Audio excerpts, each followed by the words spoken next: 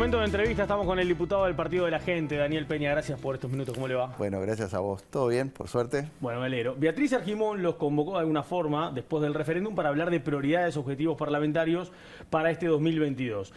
Allí hay muchos proyectos, pero hay uno que particularmente te corresponde, que hace mucho tiempo lo venís planteando, hace 2 años está instalado, pero todavía no tiene tratamiento, y es la ley de usura. Explícale un poco a la gente qué es la ley de usura. Constitucionalmente es un delito, recién lo hablábamos en la tanda, pero un poco para que también se entienda qué es lo que se pretende con este proyecto. Bien, como primer titular lo que pretendemos es bajar los intereses y sobre todo un delito que, primer tema y lo dijiste bien, pero es bueno aclarárselo a la gente. La palabra usura es un delito en este país. Es hasta cuánto una persona por prestar dinero puede cobrarle a una persona que solicita el dinero. Y la usura dice hasta cuánto se le puede cobrar, tanto de intereses compensatorios, esto es, los intereses que le ganan a ese dinero, o cuando tú te atrasas, los intereses moratorios, que es la tasa media bancaria más un 90%. ¿Por qué nosotros estamos intentando modificar la ley? Porque esta ley, que tiene origen en el 2007, intentó que a través de la regulación de la tasa media bancaria sobre la cual se calcula la usura, cuando bajara la inflación iba a bajar esa tasa. Esa tasa estaba en el entorno del 30% en su momento. Como en el resto de América Latina, uno revisa más o menos la normativa del resto del continente y anda la usura en el entorno del 50, 60%, 47%.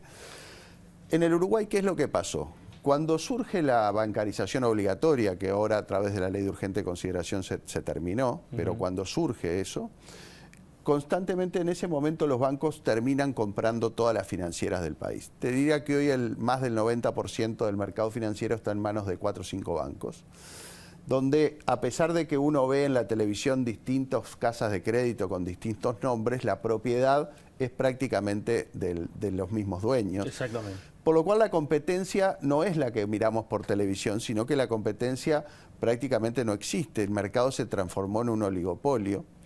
Y esos mismos bancos incorporaron a su casa central todo lo que son los balances y la venta de carteras de las casas de crédito más las tarjetas de crédito. Eso significó que en vez de bajar la tasa media bancaria, en el Uruguay subiera estrepitosamente. Nosotros llegamos a tener tasa media bancaria arriba del 100%.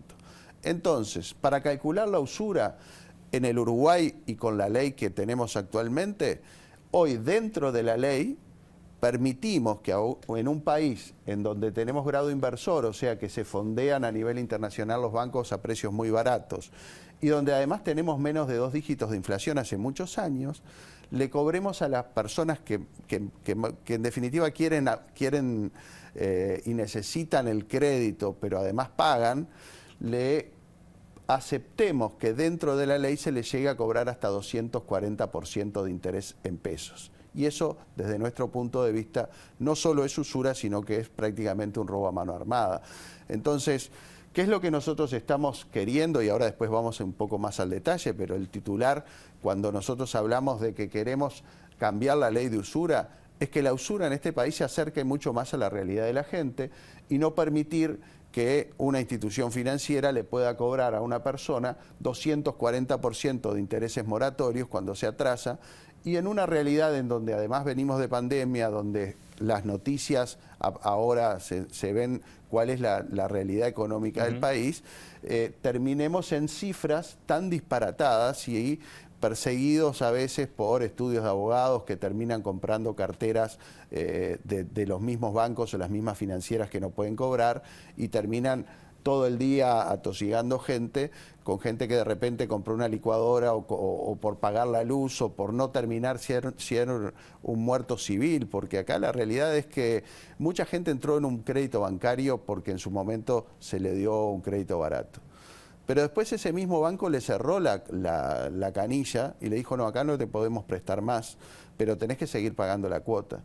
Y la gente lo que termina haciendo es yendo a una financiera que la mayoría de la gente no sabe que es propiedad del mismo banco, solo que paga el doble de interés, y saca el dinero de allí para ir a pagar la cuota del banco para poder seguir manteniéndose fuera del clearing y fuera de ese informe que hay entre los bancos, que es categoría 1, 2, 3, 4, 5. Y cuando no puede, va a la otra financiera que es más cara, pero que es de la misma cadena del banco y que termina sacando ese dinero que lo termina devolviendo a la misma institución. Y es una cosa muy maquiavélica en la cual, como no la competencia no lo regula, y esto es lo que hay que aclarar. O sea, acá no estamos en un mercado de libre competencia, estamos en un mercado oligopólico.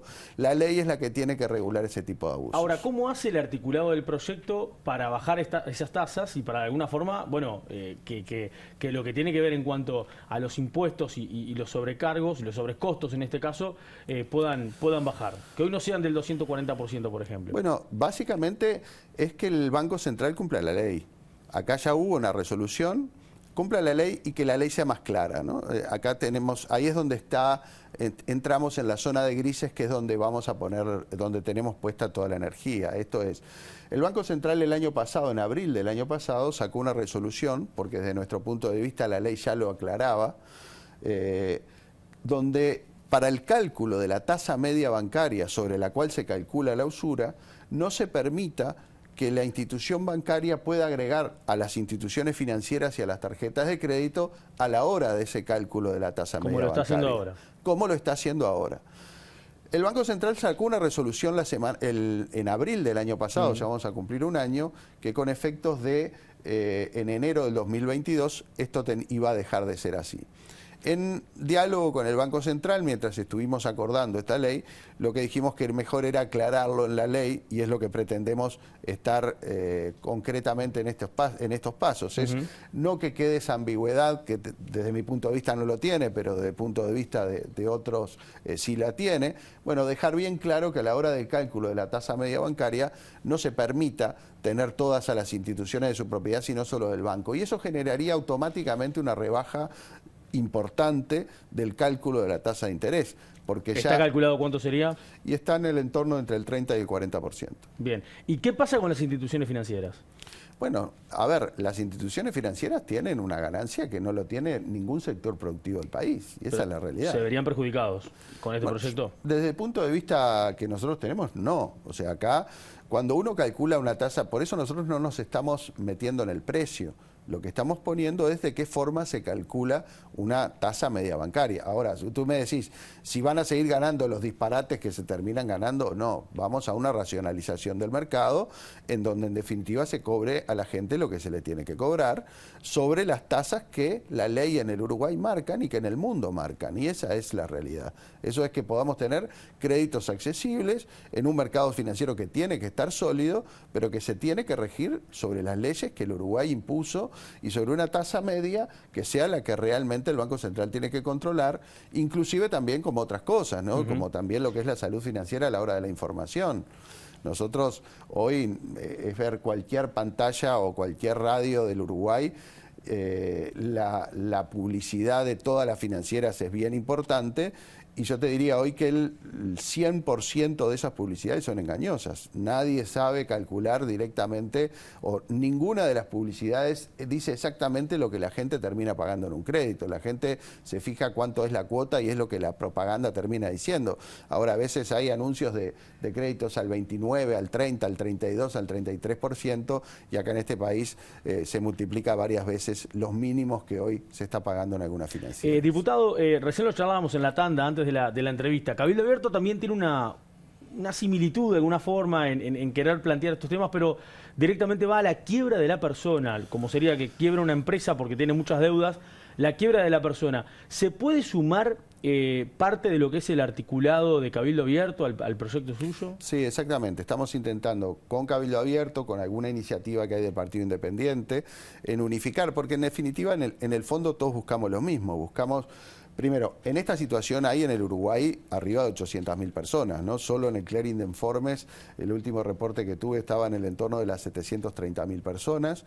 De la mano de lo del clearing de informes que es privado, existe también el informe interbancario de cuál es la situación. Tú estás en los bancos en categoría 1, 2, 3, 4, 5. Cuando estás en esas categorías, esa información se maneja entre todos los bancos y entre todas las financieras. Es un cuarto de la población, más o menos. Y un poquito más, ¿no? Y entonces De la mano hay otras cosas que también hay que terminar legislando, ¿no? Lo que se hace a través del cobro abusivo que se termina haciendo por parte de estudios que le dicen a la gente cualquier cosa. Yo debo tener no menos de 2000 reclamos en mi despacho de gente que le dicen que le van a sacar el sueldo, que le van a sacar la tarjeta, que lo llaman 10 veces por día, que lo enloquecen, que le van a sacar la casa, y a veces fue por no pagar la cuota o no poder pagar la cuota o de un teléfono o de un televisor. ¿El mercado informal creció con estas situaciones? No, yo creo que lo que pasó es que hoy hay mercado informal más barato que el mercado formal. O sea, esas son las cosas que uno muestra a las claras, que los números llevan a que dentro de la formalidad se permitió hacer informalidades gigantescas. Y eso es lo que tenemos que regular por ley. A ver, la cuenta es simple. Si tú tenés un país, y lo repito porque es muy gráfico, un país que tiene grado inversor. Tener grado inversor significa que uno puede buscar recursos bien baratos en el mundo. Si hace años que no tenemos un 10% de inflación, una tasa no puede estar arriba del 200%, porque ahí hay una brecha de 190 o de 200 puntos que no lo gana ningún sector productivo del país y que en definitiva termina también en los que menos tienen, porque ¿quiénes son los que están endeudados en este país a este nivel y te manejan financiera? El que va al banco y tiene generalmente garantías y llega a otro tipo de tasas. Acá la realidad la viven miles de jubilados y de trabajadores que de un día sí y otro también van de financiera en financiera, en la llamada calecita, y que terminan... bueno, nunca hacen las cuentas porque lamentablemente esto se multiplica por muchísimo las deudas que terminan pasando. ¿Tiene fecha de tratamiento ya en alguna comisión? ¿Puede ingresar por algún lado? Bueno, esto ya está hace 2 años en la Comisión de Hacienda de Diputados. Lo que nosotros estamos intentando es que de una vez por todas se trate. Se empezó a tratar el año pasado. Estamos en un proceso en el cual... buscamos acelerar estos procesos. Sobre fines del año pasado logramos dentro de la coalición un acuerdo marco en el cual integrar todos los proyectos en y avanzar. ¿La oposición qué le ha dicho? Bueno, la realidad es que estas son cosas en donde cualquiera que uno pregunte termina estando todo el mundo de acuerdo. Lo que termina después siendo difícil es ponerle cascabel al gato, ¿no? Entonces, sí, negociar los puntos. Yo que llevo unos años en esto, cuando uno enfrenta un sistema oligopólico que además maneja el 100% del sistema financiero del país, bueno, hay que animarse a que estas cosas sucedan, pasen y se construyan, y nosotros vamos a seguir empujando todo lo que se pueda. Hay acuerdo, hay visto bueno del Banco Central, ahora esperemos que esto se concrete en la realidad. Peña, ¿cómo es la realidad o la actualidad del Partido de la Gente? ¿Cómo está el Partido de la Gente? Bueno, prácticamente no tiene funcionamiento desde hace mucho tiempo.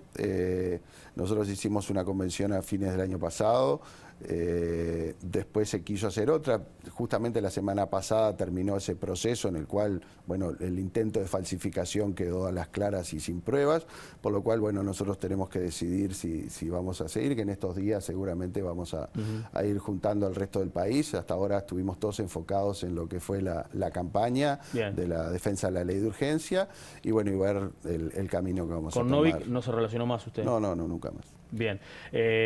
Podríamos decir perfectamente que el Partido de la Gente es usted. Bueno, es un grupo de gente y de personas que están trabajando en todos lados. Por suerte tenemos una estructura en el país que funciona, inclusive acá en Montevideo, que tuvimos la suerte de ser uno de los partidos chicos, entre comillas, que tenemos representación en la Junta Departamental de Montevideo, también en Canelones y en otros departamentos del país. O sea que seguimos funcionando, trabajando, aportando y bueno. ¿Se va a discutir seguir como partido o se puede llegar a plantear la posibilidad de poder sumarse a algún sector político ya instalado? Bueno, hoy hay una realidad que quedó bastante clara. Acá, yo eso lo vengo diciendo hace mucho tiempo, acá va a haber cambio la realidad política del país. Acá hay dos grandes corrientes, ¿no? Esto es como decir, el Frente Amplio son 16 partidos o es un partido. Yo creo que hay un partido, creo que vamos hacia una dinámica de coalición bastante parecida, o sea, nace con estos 5 partidos, pero empieza a haber o un gobierno y un partido que representa a la coalición multicolor y otro bloque. Entonces creo que allí van a pasar cosas y bueno, de aquí en más seguramente no solo será la decisión nuestra, sino también lo que empiece a pasar en todo este arco No está descartado que el Partido de la Gente, como Partido de la Gente, se integre a ese bloque de varios partidos, en donde está el Partido Nacional, el Partido Colorado, Cabildo, Independiente, de la coalición. No está Nosotros descartado estamos eso. en la coalición, eso es claro. Yo tengo una historia, Sí. o sea, tampoco soy muy nuevo, ¿no? Este es mi quinto periodo de reelección. Y bueno, está claramente tengo un compromiso con el gobierno, con lo que estamos formando y seguramente en el futuro hoy creo que hay problemas bien grandes que tenemos que ponernos a trabajar fuertemente, intentar cambiarlo y ya vendrán tiempos electorales que me parece que la gente se cansó bastante del tema electoral, ¿no? Gracias, Peña, por estos minutos. Bueno, gracias a vos y a la orden como siempre. Pausa ahora y ya seguimos.